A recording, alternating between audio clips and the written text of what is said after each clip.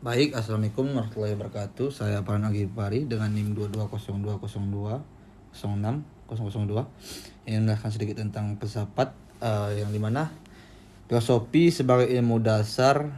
Video ini mengangkat filsafat sebagai ilmu pangkal semua ilmu pengetahuan. Tanpa filsafat, ilmu-ilmu seperti logika, sains maupun teknologi tidak akan berdiri kuat.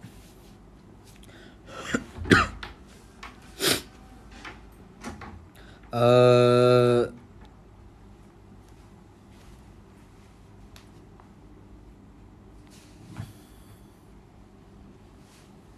yang dimana makna dari filsafat tersendiri adalah filsafat dijelaskan sebagai cinta kebijaksanaan dan ilmu untuk memahami hakikat segala sesuatu, bukan hanya apa yang tampak, yang terdalam, bukan hanya fenomena tapi esensi yang tersembunyi. Nah, yang kedua itu ada ruang lingkup filsafat, yang dimana logikanya saja kaidah kita yang berpikir, yang dimana benar-benar manusiawi. Ya, metafisika, kajian terdapat realitas di balik penampakan. Ada epistemologi, bagaimana kita mengetahui dan memahami asal, cara dan batas pengetahuan manusia.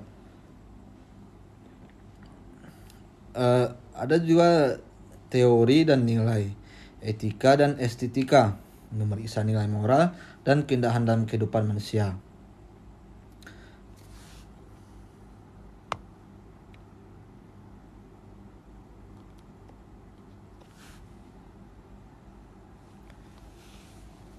Nah, yang ketiga itu ada urgensi, yang dimana urgensi ini mempelajari filsafat.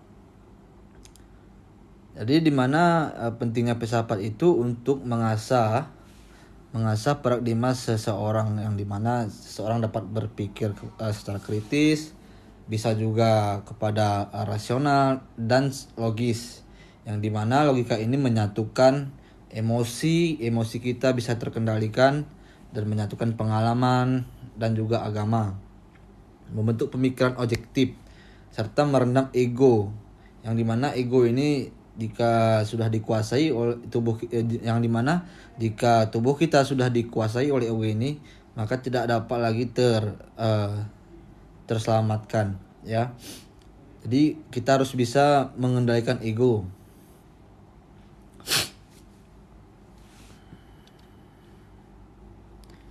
Yang keempat itu ada filsafat sebagai pondasi ilmu, yang dimana filsafat ini cenderung mendasari cabang-cabang seperti ilmu modern pada saat ini, yang dimana contohnya ada pertanyaan tentang alam memicu fisika.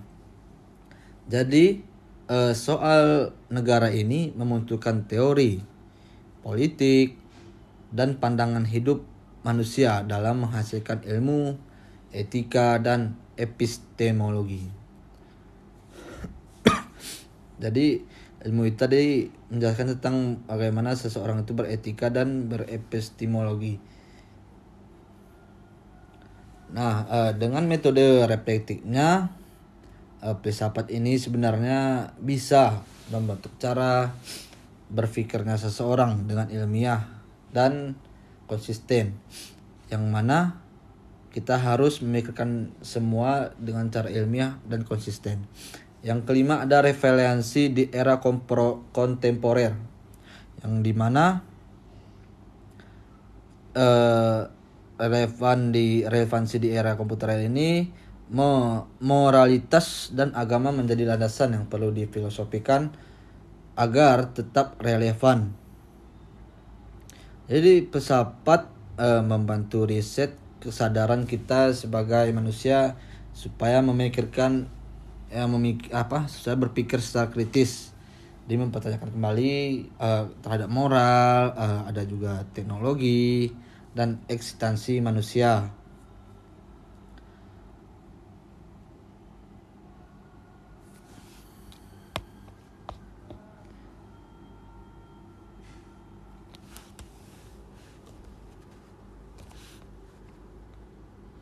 Jadi kesimpulannya adalah keseluruhan filsafat ini bukan hanya sekedar teori.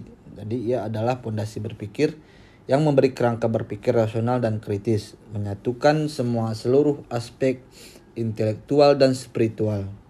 Mungkin itu saja yang dapat saya paparkan. Lebih dan kurang saya mohon maaf. Saya tutup dengan Assalamualaikum warahmatullahi wabarakatuh.